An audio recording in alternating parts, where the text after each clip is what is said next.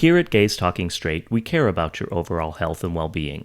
We are not medical experts or healthcare professionals. Nothing we say should be construed as medical advice. If you have questions or concerns about your health or well-being, please contact your healthcare provider. Welcome to Gays Talking Straight. I'm your host, Richard Lamberty. I'm here today with Linn Wheeler, a local mental health professional. Welcome, Linn. Thank you so much for coming. I'm glad to be here. Please take a moment and tell us just a little bit about yourself. Well, I've been in practice in Longwood for 24 years. Before that, I also worked for hospice for 13 years. I got my master's degree and did 3,000 hours post-master's.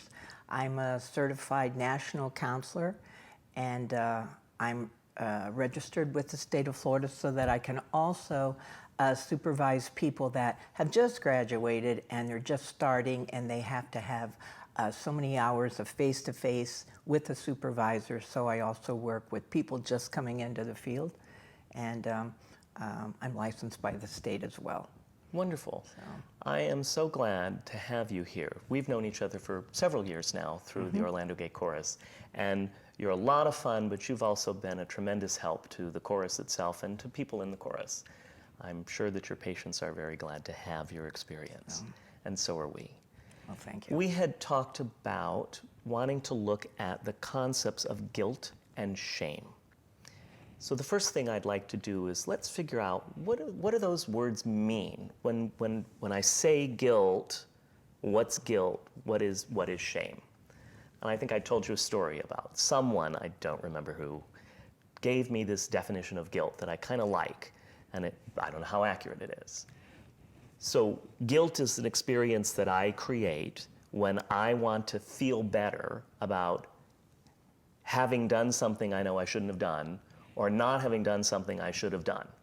So like guilt is how I make myself feel better about it. I was like, oh. But it resonated for me when he told me that. In your practice, when somebody is dealing with guilt, what is guilt? Well, guilt and shame are obviously two different things, but they're both, I think, very adaptive behaviors. Guilt, I think, comes about because we want to change a behavior, and I don't know if it always makes you feel better. It kind of makes you feel worse, and it's that uncomfortableness that makes you want to do something different. So when let's say you do something wrong, and then you really feel crummy, and that can be guilt, and that's kind of an external manifestation of what you did, and then you internalize it, and you think, man, I feel so bad about that. I feel guilty. I don't want to do that anymore because it makes me feel bad. Now, I know we've had a conversation too about sometimes people want to unload their guilt by telling somebody else what they did, like in a relationship. For some people, it might make them feel better, but it depends on who they're talking to and the reason that they're doing that. What about shame? So what is shame? Well, shame is much more destructive. Shame is something that's inside of ourselves. And the difference is, let's say I do something wrong, and I say, I'm sorry, I made a mistake, if I feel guilty. If I feel shame, I tell myself, I'm so sorry, and I am a mistake. And that's the difference. It's like, it's not the act. All of a sudden, the act becomes who we are. The difference between I am a mess, I made a mess. Yes, that's the whole thing right there. It gets internalized, but what's the source of that thinking? Well, it can come from many different sources. Some of it comes from how we're raised. When we have shame-based parents that want to shame us. I came up in an evangelical fundamental background, and so, we were raised on guilt, and whatever was going to happen next, we were going to go to hell over the silliest little things. And so this was just a part of my constant growing up. Guilt I don't know if it was so shame-based, but it was definitely guilt. And so for many kids, I think it's parents manipulate by making them feel a certain way. With feeling ashamed, that's something that we do ourselves, and that's about self-talk and what we tell ourselves. So let me ask, I have this thing in my head that kind of says that message, that self-talk had to come from somewhere. Was that maybe a message that an influential figure, a parent, a sibling, a friend said about me? Oh, you're such a mess. Then I internalize that and it becomes my identity. Or maybe a social message. Our society has ways that we're supposed to be, and if we internalize them enough, they can be our source of shame. Because I get the idea. I'm standing in front of the mirror. What I say to myself, that negative voice in my head, that's that shame voice. But I think in a lot of cases, I didn't necessarily make it up. Somebody gave me that message, or somewhere that message came to me, and then I took it and put it inside myself, made it a part of who I am, instead of just circumstances or situation that I have. You get this message, and it does come from family. It can come from teachers. It can come from, you look at magazines, and all kinds of things can cause you to have a lot of negative talk. I mean, nobody has to beat most of us up. We're our best critic. Probably nobody has to ever tell you what's wrong with you. You probably can do it better than anybody else and do a fine job. Highly skilled. Yeah, I'm highly skilled at that. Me too.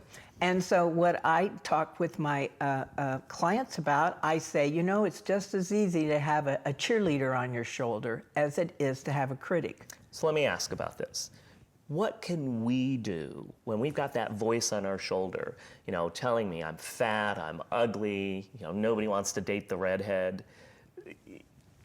I got a lot of voices in my head, and they're all mine. Is that because you've got this little red head? Yeah. Carpet matches the drapes, I'm just saying. Okay, gotcha. For future reference, if it comes Okay. up. That voice, though, I can say some pretty awful things to myself. How do I develop shame resilience? How do I develop that other voice that's giving me a message that's empowering, that embraces me for who I am, that makes myself a person that I love? What's that process? What do I do? Well, I think it almost sounds hokey when we talk about mindfulness sometimes. But first, to be mindful and aware of what we tell ourselves. And when we become aware of all the negative messages we send ourselves on a daily basis, many people, several times a day, all day long. So when you become aware of it, you can stop yourself. And a lot of it's self-talk by simply saying, stop. I mean, you can say it out loud to yourself. You can sit down and I will have people make a list, and I'll say, tell me 10 good things about yourself. And they'll go, well, I'm a good driver. And they can do 2 or 3. And I can tell them 10 good things about themselves.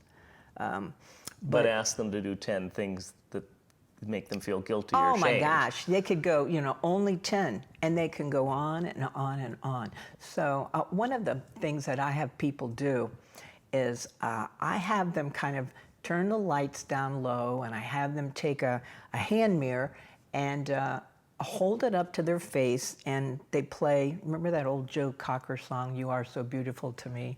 Anyway, I have them play that song, and I have them look at themselves, and I say, this isn't to look at your bad complexion, your crow's feet, you're not doing any kind of check. I want you to look into your own eyes. And I have them play this song, You Are So Beautiful to Me, and look into their own eyes and not look at anything else but that. And listen for the entire song and just look into their own eyes. And I would say 90% of people that do that, they start to weep and they cry. And they said they had no idea that when they looked into a mirror and they looked into their own eyes and they listened to this song, that it would evoke so many different kinds of emotion. And some because they think, oh, this is everything I don't feel about myself. And the goal is to know that you are so beautiful to me, you're everything I ever hoped for, you're everything I ever dreamed. I know there's only like probably 4 or 5 lines in that whole song that's repeated over and over again. But to have that concept of knowing I'm enough by myself, and to look in the mirror and just look in your eyes. And you know, sometimes we very seldom really look at ourselves anyway. But to look at yourself in the eyes, the window of the soul, and to listen to those words and try and bring those into the very depth of who you are and your being. Wow, what an amazing thing to do. I mean, I'm trying to imagine. Does that make you want to run home and get your mirror Kinda, out? actually, like, kind of. It's like, where do I have a mirror? I'd that's like you not to do it full and length just- and on the bed. But no, really, that's what an amazing idea. And yet, I can completely think about how confronting it might be as well. That's creating, listening to that voice and that message of beauty and seeing it in your own eyes and seeing into your own soul.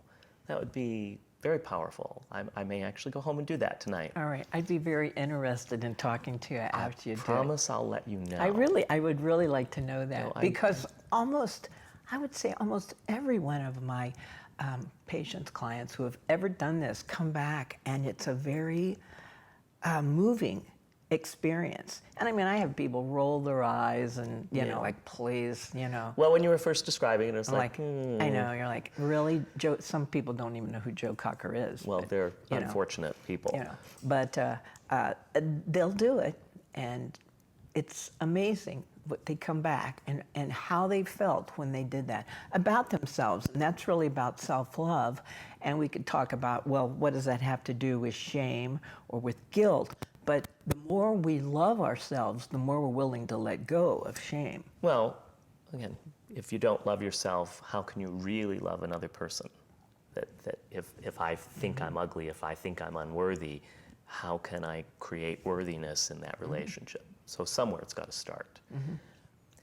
I think that there's probably a lot more that we can say about any of this. Oh, yeah. And we're going to have to find a time to do so. Well, it's been a pleasure talking with you, and I've enjoyed it. Likewise. So much. Likewise. I'm sure that we will have you back soon. Thank you. Thank you for watching. Please remember to like, share, and subscribe, and turn on those notifications. We're glad that you're a part of Gays Talking Straight.